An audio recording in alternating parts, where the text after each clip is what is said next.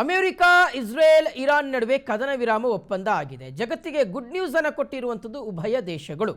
ಹಾರ್ಮುಜ್ ಜಲಸಂಧಿಯಲ್ಲಿ ಹಡಗುಗಳು ಸಂಚಾರ ಮುಕ್ತವಾಗಿದೆ. ಯಥಾಸ್ಥಿತಿಯತ್ತ ಈಗ ಹಡಗುಗಳು ಸಂಚರಿಸ್ತಾ ಇದ್ದಾವೆ. ಅಮೆರಿಕ, ಇಸ್ರೇಲ್, ಇರಾನ್ ನಡುವೆ ಕದನ ವಿರಾಮ ಒಪ್ಪಂದ ಆಗಿರುವಂಥ ಹಿನ್ನೆಲೆಯಲ್ಲಿ ಇಡೀ ಜಗತ್ತಿಗೆ ಇದೊಂದು ರೀತಿಗೆ ಗುಡ್ ನ್ಯೂಸ್. ಆದರೂ ಸಹ ಒಳಗೊಳಗೆ ಪುಕ ಪುಕ ಅಂತ ಇದೆ. ಯಾವ ಸಂದರ್ಭದಲ್ಲಿ ಇವರು ಮತ್ತೆ ಒಬ್ರಿಗೊಬ್ರು ಜಗಳಕ್ಕೆ ಕಾಲು ಕೆರ್ಕೊಂಡು ನಿಂತ್ಕೋತಾರೋ ಅಂತ ಗೊತ್ತಿಲ್ಲ. ಯಥಾಸ್ಥಿತಿಯಲ್ಲಿ ಈಗ ಹಡಗುಗಳ ಸಂಚಾರ ಆಗಿದೆ. ವಾಣಿಜ್ಯ ವಹಿವಾಟು ಮತ್ತೆ ಅಲ್ಲಿ ಶುರುವಾಗಿರುವಂಥದ್ದು ಹಾರ್ಮುಜ್ ಜಲಸಂಧಿಯಲ್ಲಿ. ಆದರೂ ಸಹ 60 ದಿನಗಳು ಟೈಮ್ ತಗೊಂಡವರೇ ವೀಕ್ಷಕರೇ. ಕುತ್ಕೊಂಡು ನಾವೆಲ್ಲ ಮಾತನಾಡ್ತೀವಿ. ನೀವೇನು ಕೊಡಬೇಕು, ನಾವೇನು ಕೊಡಬೇಕು, ನೀವೇನು ಬಿಡಬೇಕು, ನಾವೇನು ಬಿಡಬೇಕು. ಸೊ ಇದೆಲ್ಲದ್ರ ಬಗ್ಗೆಯೂ ಸಹ ಕುತ್ಕೊಂಡು ಚರ್ಚೆ ಮಾಡ್ತಾ ಇದ್ದಾರೆ. ಆದರೆ ಅಂತಿಮ ನಿರ್ಧಾರ ಇದೆ ಅಂತ ಹೇಳಲಿಕ್ಕೂ ಸಹ ಬರೋದಿಲ್ಲ. ಯಾಕೆಂದರೆ ನಾವು ಗಮನಿಸ್ತಿದ್ವಿ 2-3 ಸಲ ಇದೇ ರೀತಿಗೆ ಕದನ ವಿರಾಮ ಮಾಡ್ಕೋತೀವಿ ಅಂತ ಬಂದು ಕುತ್ಕೊಂಡು ಮಾತನಾಡಿ ಆಮೇಲೆ ಏನು ಮಾಡಿದ್ರು, ಪರಸ್ಪರ ಒಬ್ಬರ ಮೇಲೆ ಒಬ್ಬರು ಬಾಂಬ್ಗಳನ್ನು ಹಾಕ್ಕೊಂಡ್ರು. ಪರಿಸ್ಥಿತಿ ಮತ್ತಷ್ಟು ಬಿಗಡಾಯಿಸ್ತು. ಸೊ ಮಗದೊಂದು ಕಡೆ ಇಸ್ರೇಲ್ನ ನಡೆ ಇದೆಯಲ್ಲ, ಇಸ್ರೇಲ್ ಬಹಳ ಬಲವಂತವಾಗಿ ತಪ್ಪಗಿರಬೇಕಾದಂಥ ಒಂದು ಅನಿವಾರ್ಯ ಪರಿಸ್ಥಿತಿಗೆ ಅಮೆರಿಕ ತಂದು ನಿಲ್ಲಿಸ್ಬಿಟ್ಟಿದೆ.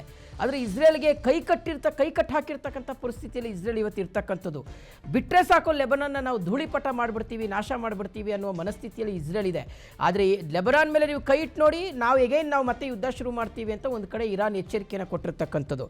ಇದೆಲ್ಲದರ ನಡುವೆ ಯುದ್ಧ ನಿಲ್ಲಿಸಿದ್ರೆ ಸಾಕಪ್ಪ ಅಂತ ಎಷ್ಟೋ ದೇಶಗಳು ಕೈ ಮುಗಿದು ಪ್ರಾರ್ಥನೆಯನ್ನು ಮಾಡ್ಕೊಳ್ತಾ ಇದ್ವು. ಅದಕ್ಕೆ ಪರಿಣಾಮವಾಗಿ ಈಗ ಹಾರ್ಮುಜ್ ಜಲಸಂಧಿಯಲ್ಲಿ ಯಥಾ ಪ್ರಕಾರ ವಾಣಿಜ್ಯ ಹಡಗುಗಳು ತಮ್ಮ ಸಂಚಾರವನ್ನು ಶುರು ಮಾಡಿರ್ತಕ್ಕಂಥದ್ದು. ಪರಿಸ್ಥಿತಿ ಹಾಗೇ ತಿಳಿಯಾಗ್ತಾ ಹೋಗಲಿ, ಪರಿಸ್ಥಿತಿ ಮತ್ತೆ ಹಳೆಯ ಒಂದು ಸಿಚುವೇಶನ್ಗೆ ಬರೋದು ಬೇಡ. ಇಬ್ಬರು ಸಹ ಈಗೋವನ್ನು ಬಿಡಬೇಕು, ಇಬ್ಬರು ಸಹ ಹಠವನ್ನು ಬಿಡಬೇಕು.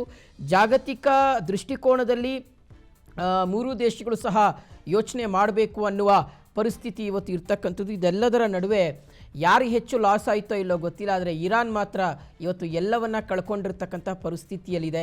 ಯಾಕೆಂದರೆ ಆಯತ್ ಉಲ್ಲಾ ಅಲ್ ಖಮೇನಿಯ ಹತ್ಯೆಯಿಂದ ಶುರುವಾದಂತಹ ಈ ಒಂದು ಭೀಕರ ಯುದ್ಧ ಅದೆಷ್ಟೋ ಸೇನಾ ಅಧಿಕಾರಿಗಳನ್ನು, ಅದೆಷ್ಟೋ ನಾಗರಿಕರನ್ನು, ಅಪಾರ ಪ್ರಮಾಣವಾಗಿರ್ತಕ್ಕಂಥ ಆಸ್ತಿಪಾಸ್ತಿಗಳನ್ನು ಇರಾನ್ ಕಳ್ಕೊಂಡು ಇವತ್ತು ಇಂಥ ಪರಿಸ್ಥಿತಿಗೆ ಬಂದು ನಿಂತ್ಕೊಂಡಿದೆ.